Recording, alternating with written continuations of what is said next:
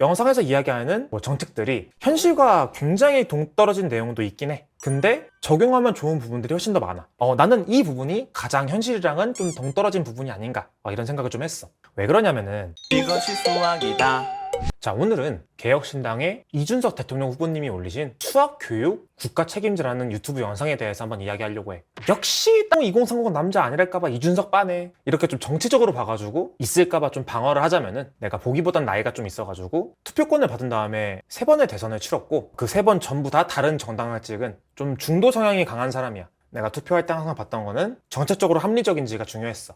또 내가 반골 기질이 좀 있어가지고 눈 감고 한쪽 당만 찍는 사람들이 나한테 정치 이야기하는 걸 되게 싫어하기도 하고, 그리고 평소에 강사들이 학생들 앞에서 정치 이야기하는 거 나 되게 싫어하거든. 이런 내가 이런 영상을 찍는 게 너 왜 정치 이야기하냐 이런 말을 들을 가능성이 있는 리스크가 있는 영상임에도 불구하고 내가 이 영상 올리는 게 정치의 문제가 아니야. 내가 젠더 갈등이 엄청 한참일 때, 서로 엄청나게 조심할 때, 아무도 이야기 안 할 때도 인서울 약대 TO의 절반이 여대이고 이건 당연히 문제가 있는 거거든. 그래서 영상화한 적이 있고, 또 재외국민 전형, 특성하고 특별 전형 이런 민감한 주제들도 내가 그때 사이버 레카 소리까지 들으면서 올린 적이 있거든. 그때 왜 그런 주제들을 올렸냐? 학생들한테 의미가 있는 영상이니까 올린 거야. 그래서 이번에도 좀 의도를 이상하게 받아들이지 않았으면 좋겠고, 이게 대선 후보가 무려 15분 동안 수학 교육에 대한 이야기를 하는데 이게 민감해서 다들 안 다룰 거지만 되게 중요한 내용이긴 하거든. 그래서 다루는 거니까. 또 다른 후보들도 10분 이상 수학 교육에 대한 이야기를 다루면은 영상으로 내가 남길 테니까 내가 정치색을 드러내는 건 아니다 이렇게 좀 생각해주면 좋을 것 같아.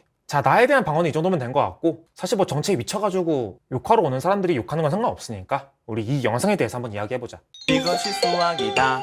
일단 나는 일개 사교육 강사로 시작해가지고 지금은 온라인 학원 사업을 하고 있지. 근데 나는 이 업계에 있으면서 사교육 시장이 내수 시장을 좀먹고 있다 이런 생각을 항상 하긴 하거든. 근데 내가 제일 잘하는 게 이거고, 내가 도움 줄 수 있는 사람한테 도움 주고 하는 좀 여러 가지 내용들이 있어서 사교육 시장에 있는 거지, 이 국가 경제를 발전시킨다고 생각하진 않거든. 그래서 내가 이 나라 경제에 대해서 좀 부채의식도 좀 있고, 또 내가 돈을 엄청 좋아해. 그리고 사업도 돈 벌려고 하는 건 맞아. 그럼에도 불구하고 어떻게 하면 좀 더 올바른 방향으로 사업을 할 수 있을까, 이런 거를 고민은 하는 사람이다. 이 정도는 나에 대해서 어떤 사람인지 알고 넘어가는 게 좋을 것 같아. 자, 그래서 일단 좀 두 갈식으로 이 영상에 대해서 내 생각을 좀 이야기하자면은, 자, 첫 번째, 문제에 대한 접근 방식이 굉장히 올바르다. 두 번째, 영상에서 이야기하는 정책들이 현실과 굉장히 동떨어진 내용도 있긴 해. 근데 적용하면 좋은 부분들이 훨씬 더 많아. 그리고 세 번째, 정치권에서 이렇게 지속적으로 관심을 가져줬으면 좋겠어. 내 커리어 시작이 10년이 훌쩍 넘었고, 최근에는 이제 매년 1000명 이상의 학생을 인강식이 아니라 한 명 한 명 다 피드백을 하면서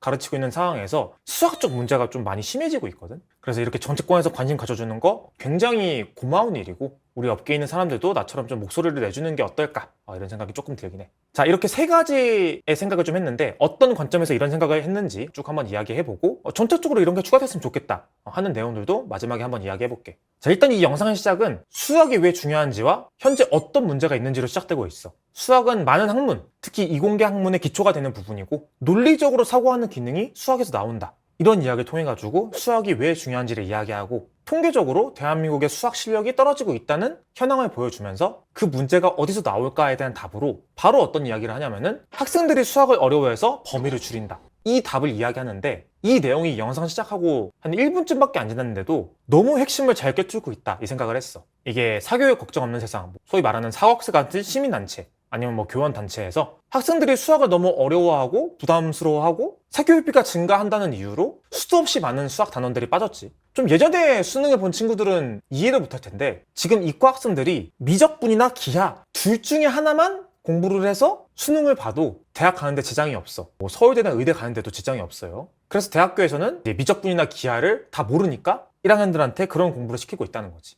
심지어 인서울 최상위 대학교가 아니면은 미적분이랑 기하를 공부를 안 하고 확률과 통계만 공부해서 수능에서 확통만 보고 대학을 가도 아무런 지장이 없어. 성균관대, 서강대도 확통 선택자가 이공계로 그냥 들어가. 거기에 심지어 과학도 안 해도 돼가지고 확통의 사탐 시험 치고도 치대를 들어갈 수 있는 상황이거든. 이게 융합형 인재 이야기를 하면서 문이과 구분을 없앤다, 여기에서 출발된 내용인데 좀 뭔가 많이 잘못된 것 같지 않니? 더 놀라운 사실을 알려줄까? 현 고1이지 이제 2년 뒤 수능부터는 미적분이랑 기하가 아예 수능에서 빠져. 모든 학생들이 확률과 통계만 수능을 치른다는 거야. 진짜 좀 어이가 없지 않니 얘들아? 우리나라 사람 빼고 아무것도 없는데 인재 육성을 하지는 못할망정 인재가 나올 수 없는 구조로 만들고 있거든. 그렇다고 해가지고 학생이 부담이 줄었나? 아니야. 이건 내가 데이터로서 제공할 수는 없지만 학생들 당연히 대입 공부에 대한 스트레스는 똑같지. 그러면은 사교육에 대한 부담이 줄었나? 이것도 아니야. 이거는 데이터로 제공할 수가 있어. 이게 통계청 자료인데 사교육비가 계속 증가폭이 있지. 중간에 코로나로 사교육 수업 진행 자체가 어려웠던 2020년을 제외하고는 지금 엄청난 저출산이잖아. 그럼에도 불구하고 계속해서 역대 최대치를 갱신하고 있어. 아무튼 학생들이 수학을 어려워해가지고 범위를 줄인다. 이에 대한 결과가 수표자의 비율이 더 높아지는 상황을 만든다. 이 내용에 대한 통계를 보여주면서 영상에서는 문제를 보여주고 있는 거지. 또 내가 항상 하는 말 있잖아. 수원수투 미적분 잘하려면은 고등수학부터 잘해야 된다. 이 이야기 항상 하는데 그 부분도 정확하게 이야기하더라고. 수학은 누적 게임이다. 방정식이나 미지수에 대해서 공부를 놓친 학생이 있으면은 그걸 바로잡지 않으면은 뒤에 있는 함수 내용을 절대로 이해할 수가 없다. 또 함수를 모르면 당연히 미적분도 모른다. 아니 이건 너무 맞는 말이거든. 그러니까 수학이라는 과목은 과목의 특성상 한 번 뒤처지면은 끌어올려줄 만한 외부적인 힘, 사교육? 이런 외부적인 힘이 없으면은 포기하게 된다는 거지. 그래서 이거를 나 같은 사교육자한테 맡기는 게 아니라 국가에서 해준다는 게 이 영상의 주제인 수학 교육 국가 책임제라는 거야. 자, 이에 대해서 좀 많은 정책들이 이야기하시는데, 자, 거기에 시작이 뭐냐? 자, 첫 번째가 뭐냐면은 낙인 찍기를 무서워해서 진행하지 않고 있는 평가들의 부활이야. 이게 무슨 소리냐면은 지금 어떤 일이 우리나라 교육계에서 벌어지고 있냐면은 공부 못하는 학생한테 야, 너 공부 못해 이렇게 말하는 게 학생한테 낙인을 찍는 거고 애가 심리적으로 위축된다는 거지. 아니 뭐 그 논리는 인정을 해. 근데 그에 대한 결과가 뭐냐? 전국적인 학력 성취도 시험을 안 보고 있어. 뭐 아까 이야기한 모시민단체나 교원단체 등에서 요구를 해가지고 진행하지 않는데 그렇기 때문에 학생에 대한 객관적인 평가가 불가능하고 그렇기 때문에 대책을 세우거나 지원할 수도 없다는 거지. 그래서 전국 단위의 시험을 다시 부활을 시켜가지고 좀 부족한 학생들한테 추가적인 수업을 해가지고 따라올 수 있도록 해야 되고 학교 자체에 너무 실력이 떨어지면은 선생님들을 좀 추가적으로 파견한다든지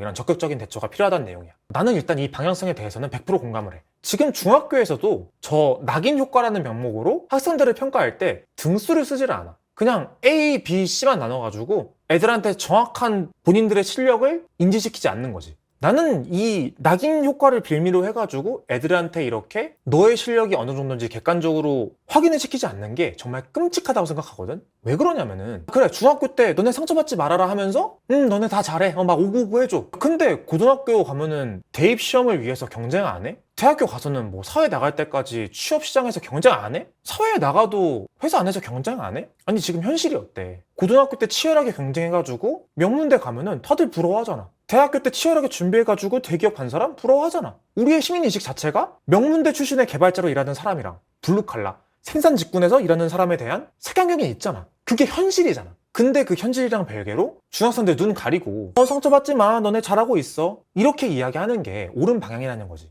그래서 나는 이 방향성에 대해서 공감을 되게 많이 하는 거야. 근데 물론 좀 디테일적으로는 부족한 부분이 있는 것 같긴 해. 내가 이때까지 직접 가르치는 학생이 7,000명이 좀 넘거든? 인강 안 하고 내가 직접 케어하면서 가르치는 학생이 내가 7,000명이 넘어. 근데 어떻게 내가 막 생쇼를 막 해도 막 지랄을 해도 수학적인 머리가 부족한 친구들이 있어. 나는 이런 학생들까지 전부 다 케어하는 거는 불가능하다라고 생각을 하거든. 근데 영상에서는 무제한적인 투자를 하면서도 이 학생한테 좀 기본적인 지식을 만든다. 이런 이야기 하시는데 글쎄 물론 그 기준이 어딘지에 따라 좀 다를 것 같긴 해. 뭐 아무것도 수학에 대해서 모르는 거 아니고 그냥 문제는 좀 못 풀지만 개념적으로는 수학에 대해서 어느 정도 이해를 하고 좀 논리성에 대해서 공부를 할 수 있다? 그 정도는 가능할 것 같긴 하지. 또 이런 엄청난 케어를 받고도 수학을 못하는 내가 아까 말한 좀 수학적 머리가 전혀 없는 학생한테 야 너는 이과 계열을 가면 안 되겠다 라는 말을 공교육에서 누가 할 수가 있을까? 만약 그걸 들었을 때 소위 말하는 이제 극성 학부모들한테 민원이 들어오면은 그거를 방어할 수 있는 시스템이 있을까? 이런 부분도 조금 궁금하고 그리고 아예 그냥 공부를 자기가 안 하는 애들도 있잖아. 그럼 걔네는 어떻게 하지? 걔네도 학교의 통계에 영향이 있고 그 학교의 성취도에 따라 가지고 뭔가를 기준을 줄 텐데 그럼 걔네를 통계에서 빼야 되나? 그런 부분들이 좀 더 자세해지면 좋을 것 같아. 물론 생각이 다 있으시겠지. 영상 길이상 조절을 다 한 거고. 자, 아무튼 이런 내용이 있었고. 자, 두 번째는 뭐냐? 방금 이야기한 이제 시험을 토대로 학력 수준을 평가해가지고 좀 부족한 학생들에 대해서 좀 여러 명의 선생님을 넣는다던가 아니면 한 반의 학생 수를 좀 줄인다던가 이렇게 좀 구체적인 도움을 주면서 사교육보다 나은 수업을 학생들한테 보장할 수 있을 거다. 이런 이야기를 하는데 여기에 대해서 내가 공감하는 부분은 사실 사교육은 돈을 벌기 위해서 하는 거거든. 그래서 조교를 써도 비용을 생각해가지고 좀 효율을 따질 수밖에 없어. 내가 항상 하는 말 있잖아. 대부분의 학생들이 학원을 가면은 그냥 최상위 반을 위해서 학원비를 갖다 바치는 거야. 그거 학원 다녀봤자 점수 안 오르거든. 왜냐면 제일 잘 가르치는 강사들 다 최상위 반에 올라가 있고 그 최상위 반 애들은 장학금 받으면서 학원 다니고 그 근데 이 하위 반 애들은 잘 못 가르치는 사교육 강사한테 수업 들으면서 성적 올리기 어려운 수업을 받고 있지. 이게 왜 그러냐? 학원은 돈을 벌어야 되니까 그런 효율성을 따질 수밖에 없다는 거야. 근데 학교에서는 그런 부분이 좀 덜하긴 하지. 근데 솔직히 학교에 문제도 있지? 솔직하게 뭐가 문제야? 가르치는 실력이 부족한 교사분들이 너무 많아. 그래서 이 부분에 대한 개선도 필요하고 이 부분에 대한 개선책은 내가 뒤에서 이야기할 수 있을 것 같아. 자, 세 번째로 AI를 활용한 수업에 대해서 참고한 후기를 이야기하는데 장점으로는 학생 수준에 맞는 문제를 AI가 추천해준다. 뭐 이런 식으로 수업의 질 자체가 올라가고 아니면 채점 같은 좀 부수적인 것들 이런 게 좀 자동으로 이루어지기 때문에 선생님이 강의만에 집중할 수 있다. 이런 장점이 있는데 단점은 아직 제품이 좀 불안정하고 태블릿이나 AI로 진행하는 게 일단 선생님들이 적응을 아직 못했잖아, 그지? 그래서 좀 교육 효과가 떨어진다는 우려가 있다. 이런 장단점이 있는데 나는 이 부분에 대해서는 단점이 그냥 새로운 제품이 처음 나올 때 겪는 과도기라고 생각해. 너희들은 이제 나이가 어리니까 잘 모르겠지만 2010년쯤에 스마트폰이 처음 나왔거든? 근데 그때는 한국에 뭐 어플도 많이 없고 데이터도 느리고 막 문제가 되게 많았어. 근데 그렇다고 해가지고 우리가 스마트폰을 안 써야 했나? 그게 아니잖아. 계속 발전이 되기 때문에 그런 단점들은 언젠가는 개선이 될 거다. 그래서 AI를 활용하는 공부는 계속 해야 된다. 나도 그 부분은 되게 동감하는 부분이고. 내가 한 전주쯤에 올린 것 같은데 내가 AI를 활용한 공부법 영상을 찍으면서 이야기했잖아. AI를 교육에 쓰기에 아직 이르다 라고 말하는 사람들은 기술이 발전할 때 그에 대해서 저항하는 사람이다. 기술 수용력이 좀 낮은 사람들이라고. 그래서 어떻게든 문제점을 개선하면서 학생들한테 높은 교육 서비스를 제공하기 위해서는 이렇게 AI를 공교육에서도 정말 많이 사용해야 된다고 생각한다. 그리고 나 같은 사교육에 있는 사람도 공교육에 밀리면 안 될 거 아니야. 더 AI 같은 공부도 열심히 하고 개발도 열심히 하겠지. 그럼 학생들은 좀 더 좋은 서비스를 받을 수가 있겠지. 자, 그 다음 내용은 요즘에 좀 많이 학생들이 문해력이 떨어지고 있지. 그 부분에 대해서도 좀 크게 조정을 할 필요가 있고 이 문해력이라는 것도 논리적으로 이성적인 수학을 통해 가지고 극복한다는 이야기를 하는데 이것도 공감해. 이렇게 수학 잘하는 친구들은 국어 시험을 못 볼 수는 있어. 근데 언어적인 능력이 생길 수밖에 없거든. 그래서 이 부분도 공감을 하고 그리고 이제 어떤 내용을 또 말씀하시냐면은 좀 수학 교사가 더 필요해질 거다 이런 이야기 하면서 뭐 교원대에서도 수학 전공을 뭐 더 이제 더 올린다든지 아니면 사교육에서 공교육으로 넘어올 수 있는 분도 이제 생길 수 있다 이렇게 이야기하는데 나는 이 부분이 가장 현실이랑은 좀 동떨어진 부분이 아닌가 이런 생각을 좀 했어.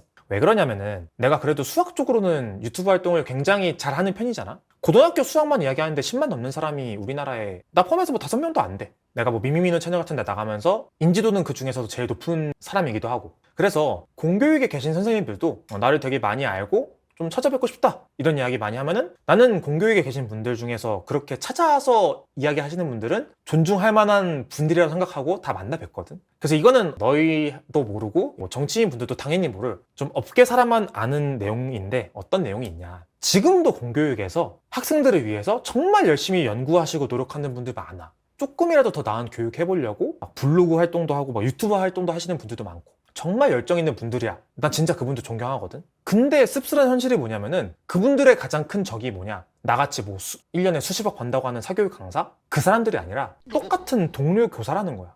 왜 이런 황당한 일이 벌어지냐면은 관료주의 때문이거든. 그런 열정 넘치는 선생님들이 새로운 도전하려고 하면은 새로운 시도하려고 하면은 고인물처럼 썩어버린 일부 교사들이 일단 색안경을 껴. 아유 또 별나게 뭐 튀려고 하네. 그냥 있는 대로 하면 되는데 뭐 쓸데없는 짓 하냐. 이러면서 온갖 회방을 놓는 거지. 심지어 열정 있는 선생님의 인사권, 평가권을 그런 사람들이 가지고 있어. 이유는 뭐 보신주의랑 무사안일주의에 쩔어 있는 거지. 새로운 변화를 되게 싫어하고 귀찮아하고 무서워하는 거야. 그리고 공무원이나 군대나 교사들의 이 관료주의적인 시스템은 저런 꼴통들을 완벽하게 보호를 해줘. 원래 하던 대로 하세요. 새로운 거 하는 거 안 됩니다. 일분들 허가 받고 하세요. 괜히 일 크게 만들지 마세요. 온갖 핑계랑 절차를 내세우면서 혁신적인 시도들을 원천 봉쇄한다고. 결국 학생들한테 조금이라도 더 나은 교육 환경을 제공하기 위해서 정말 그 돈 받고 그렇게 노력하시는 분들이 열정 없는 동료 교사분들 그리고 그 사람들이 만들어 놓은 관료주의에 의해 가지고 맥없이 무너지는 경우가 엄청나게 많아. 그렇게 고통스럽게 욕 다 먹다가 포기하는 경우도 있고